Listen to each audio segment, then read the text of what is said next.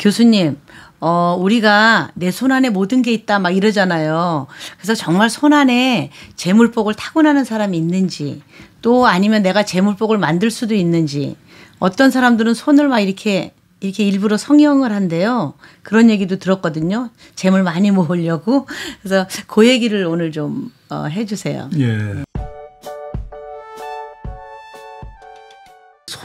손 안에 천하가 내 손 안에 있소이다라고 얘기했는데, 손 안에는 천지, 음양, 오행이 다 들어 있습니다. 사계절, 추나 추동이 들어 있고, 그래서 수상의 문제는 뭐냐면 과연 손을 볼 적에 왼손이 맞습니까? 오른손을 봅니까? 네. 또는 두 손을 다 봅니까? 이것이 이제 가장 수상하게 첫 질문이 됩니다. 근데 보통 동양수상법에는 남좌여우라고 해서 남자는 좌측 손을 보고 여자는 우측 손을 보는 것이 맞다, 이렇게 했어요. 그런데 이제 제가 쓴 이 책에는 뭐냐면 두 손을 다 보는 것이 맞다, 이렇게 전 썼습니다. 왜 그러는 거 아니에요? 왼손과 오른손도 손금이 틀리고 손 모양이 틀려요.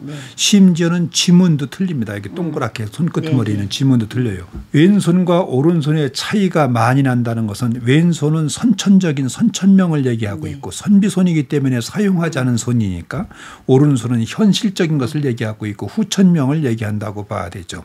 오른손과 왼손이 그 금이나 모양이 많이 변형이 전혀 다르다면은 그 사람 생애가 애초에 타고났던 것보다는 살아온 과정이 전혀 다르게 살아왔다, 이렇게도 얘기할 수가 있습니다. 그런데 이 손을 볼 적에 과연 부자의 손이 따로 있고 가난한 사람이 따로 있고 또 통이 큰 사람 손이 따로 있고 통이 작은 사람 손이 따로 있나, 그런 질문들을 합니다. 그래서 기분 내키고 펑펑 잘 쓰고 기분 파 사람을 보고서 저 사람 손이 크다고 얘기를 해요. 그런데 사실상 손이 큰 사람은 그렇게 기분 내키게 쓰질 않습니다. 손이 큰 사람은 오히려 솜씨가 있고 손재주가 있고 글씨를 잘 쓰든 뭘 잘 만들든 손재주가 있고 손끝이 야무지고 그리고 꼼꼼하고 찬찬합니다. 오히려 손이 작은 사람들이 간혹은 황당무계하게 그때그때 즉흥적으로다가 뭘 갖다 지출도 하고 이렇게 해서 손 크다 소리를 듣는 것이 기분파. 예, 그렇게 이제 우리 말이 좀 바뀐 것이 실제 바뀐 것이 그런 것이 있고요. 우선 그 부자의 손과 가난한 사람의 손, 이것을 비교할 적에 수상도 두 가지예요. 이게 원래 수상학의 발상지는 원래 인도의 그 바라문교 승려들이 이걸 처음에 보기 시작했다고 하는데, 이게 동양으로 와서 한중일로 와서 동양화된 동양수상법이 있고, 이것이 저 메소포타미아 문명으로 해서 16세기 17세기 영국으로 건너가서 서양수상법이 있고, 동양수상법과 서양수상법 두 가지가 현재 존재하고 있는데, 현재 일반 서점에서 나오는 책들은 전부 서양수상법을 얘기하고 있지 동양수상법을 얘기하지 않고 있습니다. 동서양이 보는 법이 다른데 손의 모양도 보는 것이 달라요. 동양수상법은 뭐냐 하면은 목화 토 금수 오행으로 손을 구분해요. 그래서 대체적으로다가 그 돈이 많은 손들을 보면은 뭐냐면 토형이에요. 토형의 손은 뭐냐 하면은 방형이에요. 모방자. 손톱도 모가 나고 직사각형으로다가 이 손바닥도 보면 모가 나 있어요. 이게 그런 손을 갖다가 이 토형이라고 하고, 토형 중에도 특히 이게 말하자면 손이 두툼해요. 얇지 않고 백신처럼 얇지 않고 그런 특성이 있는 것이 토형의 손이 되게 돈이 많고 실제적인 손이라고 봐야 되죠. 서양수상법은 이걸 서양에서는 뭐냐 하면 이걸 갖다 손을 갖다 5가지로 나누지 않고 7가지로 나눠요. 원시적인 손, 실제적인 손, 활동적인 손, 예술적인 손, 철학적인 손, 뭐 공상적인 손, 뭐 또는 한 가지가 아니라 2가지 이상 같이 말하자면 이 손도 되고 저 손도 되고 이렇게 2가지 겸해 있는 그런 손이 있거든요. 그래서 7가지로 구분을 하죠. 동양수상법에서 방형이 돈이 많다면은 서양수상법에서는 활동적인 손과 실제적인 손, 이 2가지가 돈이 재물이 가장 많고, 가장 돈에 좀 담백한 성격을 가진 사람이 있다면 원시적인 손, 그리고 철학적인 손인데요. 이 원시적인 손의 특성은 뭐냐 하면은 손이 좀 거칠어요. 거칠고 손톱도 좀 짧고 이게 길이가 짧죠. 그리고 거칠고 뭐냐면 대체적으로 봐서는 농어촌에서 막일하는 사람들 또는 공사판 같은 데 다니면서 말하자면 막일하는 사람들 보면은 이 군살백인 것도 그렇고, 그러니까 뭐 창의력 무슨 뭐 발명하고 창의하고 뭐 이렇게 머리 쓰고 이런 것은 싫어하고 네. 그저 단순 노동, 그저 말하자면 반복되는 그런 그 원시적인 손을 가진 사람들이 이제 대개 보면 돈에 대해서 담백하고 그리고 철학적인 손, 이 철학적인 손 보면은 손을 이렇게 폈을 적에 이 둘째 마디와 이 첫째 마디가 굵어가서 가운데 짬이 생겨가서 아무리 붙여도 이게 구멍이 나 있는 그런 손이죠. 예, 그렇죠. 네. 예. 근데 그런 손들 이게 보면은 이게 뭐냐면 둘째 마디, 셋째 마디가 상당히 굵은 거죠. 그게 이제 철학적인 손이라고 하고 동양에서는 그걸 화형이라고 얘기하는데 이런 사람들은 이재, 상재, 재물 방면은 별로 취미가 없고 대체적으로 봐서 이제 이런 사람들은 정신적인 것, 무슨 종교계통이나 어떤 사상가, 어떤 철학가 네. 이런 물질이 아닌 이 정신세계에 어떤 그런 쪽으로다가 관심이 있고 강태공이처럼 뭘 한번 꽂혔다 하면은 그건 뭐 며칠이도 먹지 않아도 배고픈 걸 모르고 꿈쩍하지 않는 강태공이가 그 낚싯대 하나 가서 새우를 네. 낚듯이 그런 그 참을성, 인내성도 있고 그런 그 손이 보면 담백하고 재물에 대해서는 별로 관심이 없다 이렇게 봅니다. 그래서 이 서양이나 동양이나 손을 보고서 돈이 많다 즉달리기 하고 그다음에 또 한 가지 수상하게 해서 우리가 꼭 봐야 될 것은 뭘 봐냐 3대 기본선이 뚜렷하게 있어야 돼요. 네. 손 모양도 중요하지만 3대 기본선이 뭐냐 하면은 요게 이제 생명선이고 요게 투뇌선이고 요게 감정선이라고 하는데 이 생명선이 이게 잘 건강이 결핍되면 돈 벌 의욕도 없는 거죠. 이 생명선이 잘 감아서 밑에 수경선까지 왔는가를 봐야 돼요. 이게.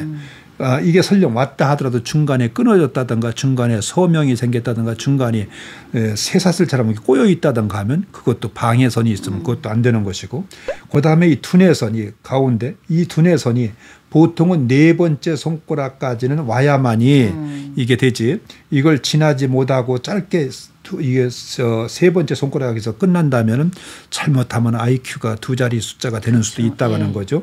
그 이 두뇌선이 어떠한가. 그다음에 감정선. 이것은 사람은 감정의 동물이니까 이 3대 기본선이 뚜렷하게 있으면서 운명선이 잘 생긴 사람. 운명선이 뭐냐면 이 밑에서부터 위로 장지를 향해서 올라가는 선을 네. 운명선. 운명이란 뭐냐면 그 사람이 하는 일에 대한 성공과 실패를 얘기하는 것인데 네. 그 운명선이 뚜렷하게 잘 올라간 사람. 근데 그것도 이제 나이가 있어요. 운명선도. 아래가 0살이고 위 여기까지 이 첫째 장지 첫째 마디까지 닿았으면 이거 옛날엔 60을 보지만 지금 같으면 60이 아니라 보통 노동을 하는 것이 70대까지는 하니까 70까지 봐야 되겠죠. 옛날 한갑을 못 살고 사는 세상에 60을 봤던 거죠. 이게 가다가 중간에 이 깊은 자리에 가서 희지부지 됐다든가 끊어지고 새로 생겼다든가 하면 뭘 말하냐. 하다가 실패했다든가 하던 일이 아닌 그 다음에 생긴 것은 다른 일을 하게 된다든가 또는 그 밑에 오던 선보다는 운명선이 위에 생긴 것이 더 뚜렷하다면은 먼저 하던 업보다는 지금 새로 시작한 업이 더 빛을 보고 있다든가 이렇게 이제 설명을 할 수가 있고 근데 이 운명선이 그냥 장지로만 다 올라가는 게 아니에요. 사람은 이것이 끝을 가리키는 것이 이 목성구 쪽으로 이 검지 쪽으로 가리키고 있는 사람도 있거든요. 이 사람은 자기가 하는 업이 명예 쪽이에요. 명예 쪽, 권력 쪽 이쪽으로고 그다음에 이게 태양선으로다가 태양구 여기 저 약지 쪽으로다가 약지 쪽으로. 향하고 있는 사람 같은 경우는 이것은 뭐냐면 인기 어떤 유행, 어떤 문예 창작, 어떤 이런 쪽으로다가 말하자면 관심이 있고 그런 쪽으로 성공한 사람이고 이 수성구 쪽을 가리키고 있다. 소지 쪽으로다. 이것은 그렇죠. 이재, 상재, 재물, 외교 이런 쪽으로다. 그런데 보면은 이게 삼지창이라고 하죠.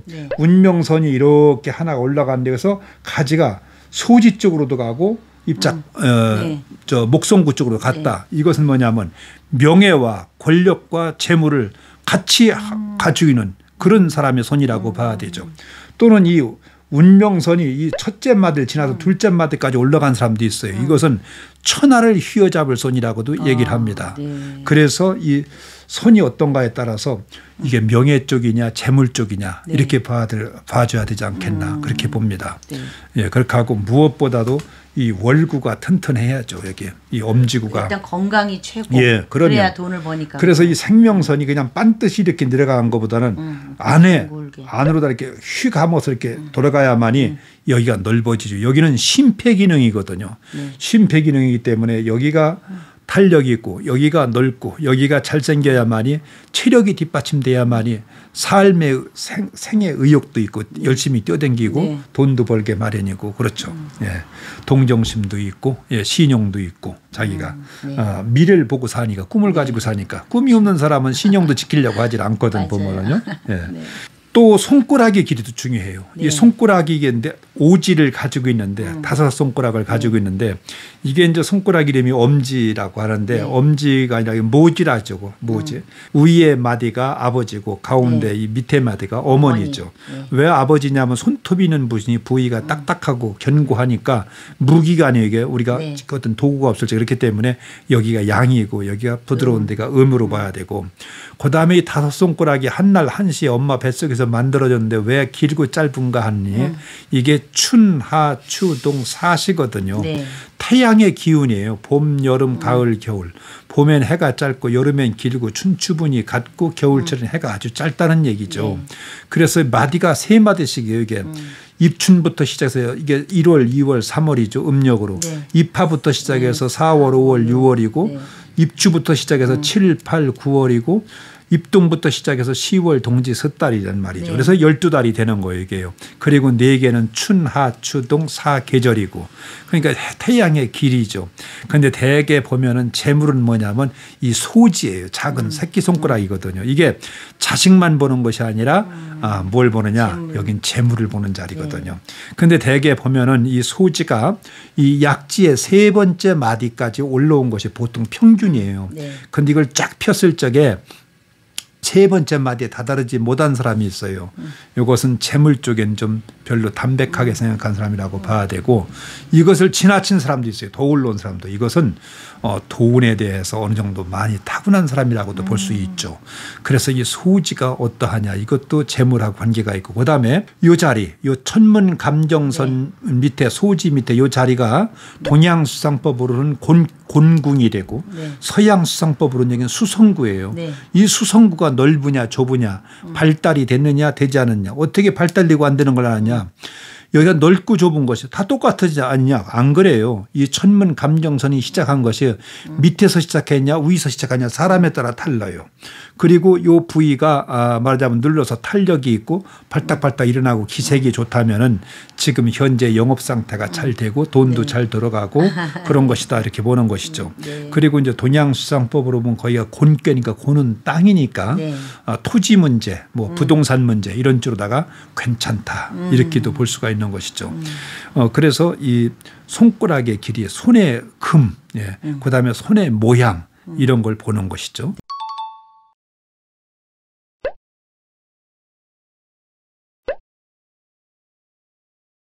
그러면 이 사람이 그러면 그 노동을 해도 이게 일을 해도 정신적 노동을 하고 살 사람이냐 아니면 육체적 노동을 하고 살 사람이냐 아까 손의 모양에서도 나오지만 이 손가락이 길이서도 나와요.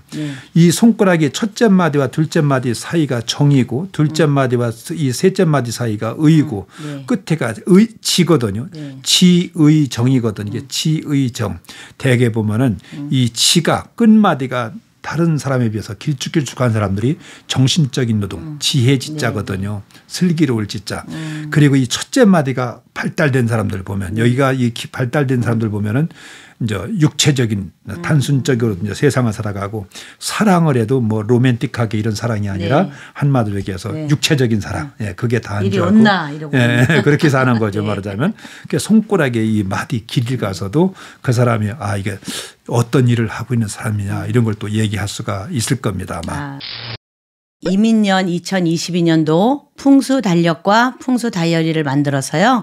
여러분들에게 소개해 드리려고 합니다. 셀프 풍수 인테리어 책자도 이번에 같이 출간하게 되었습니다. 이번 달력에서 가장 큰 변화는요. 날짜별로 이렇게 좋은 시간대를 넣어놨거든요. 여러분들이 어디 출행을 하실 때 나는 몇 시에 이런 일을 좀 행하면 좋을까 이렇게 시간을 볼 수 있는 것까지 다 넣습니다. 달력 뒷부분에는 어떤 내용이 들어가는지 한번 보겠습니다. 이게 새로 나온 일진표라는 겁니다. 일진표를 보시고 그다음에 나한테 좋은 날, 그 날짜를 딱 찾아서 날짜 밑에 쭉 내려가면 시간 있죠. 아까 시간 제가 새로 넣었다고 했잖아요. 그 시간을 찾아서 좋은 시간에 내가 시험 응시도 하고 사람도 만나고 그렇게 찾아서 연결을 해서 하시면 됩니다.